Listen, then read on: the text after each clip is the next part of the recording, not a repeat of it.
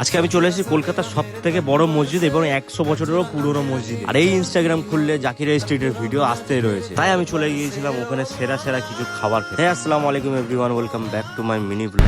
ওখানে ঢুকে ট্রাই করলাম মোহাব্বতি সার্ভার। খাবারটা আহামরি কিছু না, আর প্রাইসটাও বেশি ছিল। তারপরে ট্রাই করলাম দিল্লি 6 এর ফ্রাইড চিকেন ও আফগানি চিকেন, খেতে দারুণ ছিল, কিন্তু এখানে সিটিং এর ব্যবস্থা খুবই কম। আর এদিকে ডেজার্টে নিয়েছিলাম ফিরনি, কিন্তু ওখানে গিয়ে একটা জিনিসই মিস করেছিলাম, সেটা হচ্ছে সুফি আর হালে। আর এখানে এসে আমার সব থেকে ভালো লেগেছিল এই সাইড টুকরাটা, 40 টাকায় অসাধারণ একটা খাবার। তারপরে ট্রাই করলাম এই হালুয়া পরোটাটা অনেকটা অয়েলি ছিল, কিন্তু খেতে ভালো ছিল। তারপরে ওখানে আমারই পাড়ার কিছু বন্ধুর সাথে দেখা হলো, ওদের সঙ্গে কিছুক্ষণ গল্প করে সিধা বেরিয়ে গেলাম রাজাবাজার।